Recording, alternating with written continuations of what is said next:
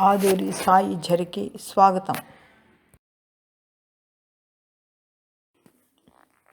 ఓం శ్రీ సాయిరామ్. సాయి సందేశాలు సనాతన సారథుల నుండి సేకరించిన విషయాలతో విషయ పరిజ్ఞానం పెంచుకోను 3వ వర్గం బాల బాలికల కోసం రూపొందించిన చిన్న క్విజ్ ప్రోగ్రాం. దీని ద్వారా సనాతన సారథులను చదవటానికి అభ్యాసం చేసుకుని ఆసక్తి పెంచుకుంటారని ఆశపడుతూ, కృష్ణ నామానికి స్వామివారు చెప్పిన 3 అర్థాలేవి? గో అనే శబ్దానికి స్వామి ఇచ్చిన 3 అర్థాలేవి? కృషితీతి కృష్ణ అంటే హృదయ భూమిని సాగు చేయవాడు. కర్షతీతి కృష్ణ సరువులను ఆకర్షించువాడు. 3వది కుషితీతి కృష్ణ ఆనందంగా ఉండి అందరినీ ఆనందపరిచేవాడు అని స్వామి 3 అర్థాలు చెప్పారు. గో అనే శబ్దానికి స్వామివారు వేదము, భూమి, గోవు అని 3 అర్థాలు చెప్పారు. తమ నుండి వెలువడే 3 విధాలైన కిరణాల గురించి స్వామివారు ఏమి చెప్పారు? స్థూల కిరణాల ప్రభావం ఏమిటి? స్వామి తన నుండి వెలువడే 3 కిరణాలు, మొదటిది ప్రశాంతి నిలయమంతా ఆవరించే స్థూల కిరణాలు, రెండవది సమస్త భూమండలము వ్యాపించే సూక్ష్మ కిరణాలు, 3వది విశ్వవ్యాప్తమైన కారణ కిరణాలు అని చెప్పారు. స్థూల కిరణాల ప్రభావం ఏంటంటే మానవుని సాధకునిగా మారుస్తాయి అన్నారు స్వామివారు. సూక్ష్మ కిరణాల ప్రభావం ఏమిటని స్వామివారు చెప్పారు. కారణ కిరణాల ప్రభావం ఏమిటి? సూక్ష్మ కిరణాలు మానవుని మహాత్మునిగా తీర్చిదిద్దుతాయి. కారణ కిరణాలు మానవుని పరమహంసగా మారుస్తాయి. వైకుంఠ ద్వారపాలకులైన జయ విజయుల వలె స్వామి శరణాగతి అనే దివ్య సౌధమునకు ద్వారపాలకులెవరు? దేవుడు మనకు ఈ శరీరాన్ని ఏ ఉద్దేశ్యంతో ఇచ్చాడు? శరణాగతి అనే దివ్య సౌధమునకు ద్వారపాలకులు శమము, దమము. ఈ శరీరాన్ని భగవంతుని సేవకు అంకితం చేయడం కోసమే ఇచ్చారు. స్వామివారు ఆంగ్లంలో పుట్టపర్తి అనే పదానికి అంతరార్థం ఏమి చెప్పారు? పరమాన్నము అంటే స్వామి చెప్పిన అర్థమేమి? Puttaparthi, PUTAPARTI, put apart I అంటే పుట్టపర్తి, నేను అనే అహంకారాన్ని దూరం చేసే ప్రదేశం. పరమాన్నము అంటే పరమునకు చేర్చున్నది, అంతేగాని పాయసం గ్లాసులో పోసుకొని తాగడం కాదు. వాసుదేవుడు అనే పదానికి స్వామి చెప్పిన అర్థమేమి? సత్యసాయి అనే పదానికి స్వామివారు ఏం చెప్పారు? అన్ని భూతములలోనూ అంతర్యామిగా ఉండి అన్నీ జరిపించేవాడు. కరెంటు అన్ని వస్తువులలో ఉండి ఫ్యాను, లైటు, గీజరు మొదలైన వాటిని పనిచేయించే విధంగా అన్నమాట. సత్యము నిండిన హృదయంలో స్థాయిగా నిలచువాడు సత్యసాయి.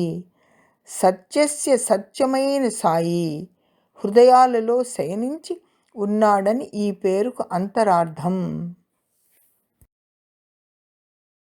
స్వామివారు తమ శక్తి గురించి ఏమి చెప్పారు?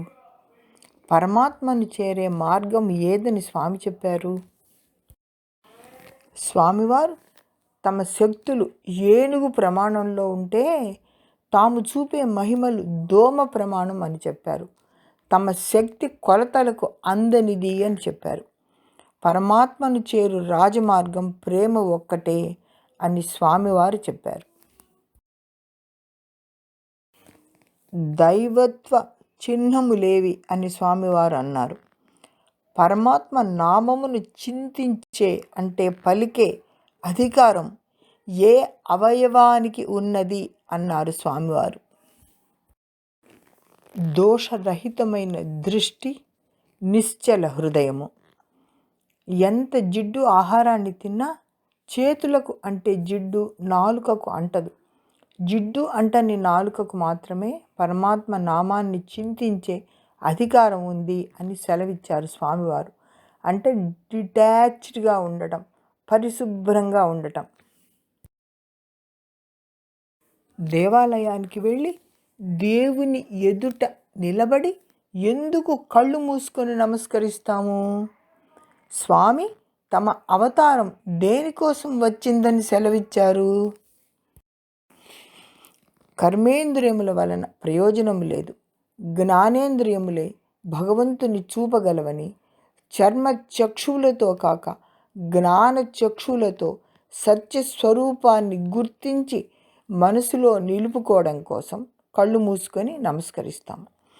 మానవ లోకాన్ని ఉద్ధరించను, మానవులందరినీ సత్య ధర్మ ప్రేమ మార్గాలలో నడిపించి వారిని వారి వారి గమ్యస్థానాలకు చేర్చడం కోసం ఈ అవతారం వచ్చిందని స్వామి సెలవిచ్చారు. తాము శివశక్తి స్వరూపము అనుటకు స్వామి ఇచ్చిన వివరణ ఏమి? దైనందిన జీవితంలో మనం పాటించవలసిన సాయి భగవద్గీత ఏమి? సా ప్లస్ ఆయి దివ్యమాత, బాబా పిత. సాయిబాబా అనగా దివ్యమైన తల్లి తండ్రి ఇరువురి గుణములు కలిగి ఉన్నాయి. తల్లి వలె లాలించడం, తండ్రి వలె అదలించి బెదిరించి దండించి శిక్షించి సరైన ఉన్నత స్థానానికి తీసుకెళ్లడం శివశక్తి స్వరూప లక్షణాలు అని సెలవిచ్చారు స్వామివారు. స్వామి మాటను పాటించడమే కర్మ మార్గం. స్వామిని అందరిలో దర్శించడమే భక్తి మార్గం. నిరంతరం స్వామిని అంతర్యామిగా అనుభవించి ఆస్వాదించడమే జ్ఞాన మార్గం. ఇదే సత్యసాయి భగవద్గీత. సేవకు కావలసిన ముఖ్యమైన 3 గుణాలు ఏవని స్వామివారు చెప్పారు. పరోపకారము అనే పదానికి స్వామి ఇచ్చిన వివరణ ఏమి? సేవకు కావలసిన 3 ముఖ్యమైన గుణాలు: మొదటిది ప్రేమ, రెండవది త్యాగము, మూడవది పవిత్రత. పరోపకారము అనగా పర ప్లస్ ఉప ప్లస్ కర. అంటే పరతత్వానికి, ఉప అంటే దగ్గరగా తీసుకెళ్లే కార్యానికి, కర ఉపకరించమని అర్థం. పరతత్వానికి సమీపానికి తీసుకెళ్లే కార్యం ఏదైనా ఉందంటే అది భక్తితో కూడిన సేవ మాత్రమే అన్నారు స్వామివారు. చండ అమార్కుల తండ్రి ఎవరు? గజేంద్రుడు పూర్వజన్మలో ఎవరు? గజేంద్ర మోక్షంలో మొసలి పూర్వజన్మలో ఎవరు? చండామార్కుల తండ్రి శుక్రాచార్యుడు. గజేంద్రుడు పూర్వజన్మలో హరిభక్తుడైన ఇంద్రజుమ్నుడు అనే రాజు అగస్త్య శాపంతో గజరాజుగా పుట్టాడు. హూ హూ అనే గంధర్వుడు దేవల మహర్షి శాపవశాన మొసలిగా పుట్టాడు. కుచేరుడు గత జన్మలో ఎవరు? బలిచక్రవర్తి అసలు పేరేమి?